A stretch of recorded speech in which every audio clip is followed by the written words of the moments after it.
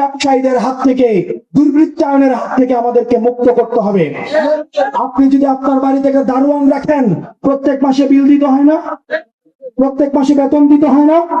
ঠিক একইভাবে আমরা মনে করি আমাদের দেশের রাজনীতিবিদরা মনে হয় ফ্রিতেই আমাদেরকে সার্ভিস দিবেন। এটা হার্শ রিয়েলিটি, মনে রাখতে হবে। আপনার রাজনীতিবিদ, এই রাজনীতিবিদকে যখন আপনি বেতন দিয়ে পুষবেন, তখন ওই রাজনীতিবিদ আপনার হয়ে কথা বলবেন। কিন্তু এই রাজনীতিবিদকে পুষছে হচ্ছে ব্যবসায়ীরা, সেজন্য সেই রাজনীতিবিদ জনতার হয়ে কথা বলে না। মনে রাখতে হবে, এই রাজনীতিবিদরা বন্ধু হয়েছে মাদক সিন্ডিকেটদের কাছে, সেজন্য সেই রাজনীতিবিদ আপনার হয়ে কথা বলে না।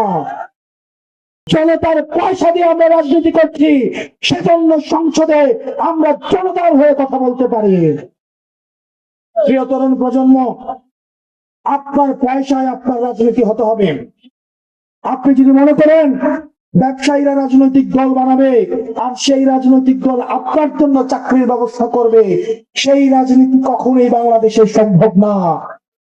আপনি যদি চান রাজনীতিবিদরা আপনার পক্ষে কথা বলুক, জনতার পক্ষে কথা বলুক, মাদক সিন্ডিকেটের বিরুদ্ধে থাকুক, তাহলে সেই রাজনীতিবিদকে আপনাকে পৃষ্ঠপোষকতা করতে হবে, আপনাদেরকে কথা দিতে হবে।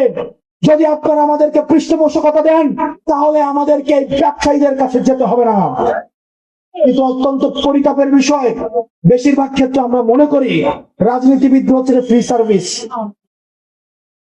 একটা সিম্পল ইকুয়েশন, একটা রাজনীতিবিদ আপনার কাছে প্রশ্ন আসে না, 24 ঘন্টা সে রাজনীতি, আপনি একটা ব্যবসা করেন, আপনাকে যদি বলে এই দোকানটায় ফ্রি থাকতে, আপনি কি এক মাসের পর মাস এখানে ফ্রি থাকবেন? ফ্রি থাকবেন এখানে?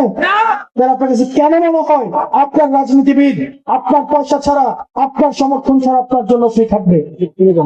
সেজন্য যেটা বলার চেষ্টা করছি, এনসিপি জাতীয় নাগরিক পার্টি, আমরা যে রাজনৈতিক দল বানিয়েছি, আমরা চাই এই রাজনৈতিক দলের দায়িত্ব আপনারা নেন।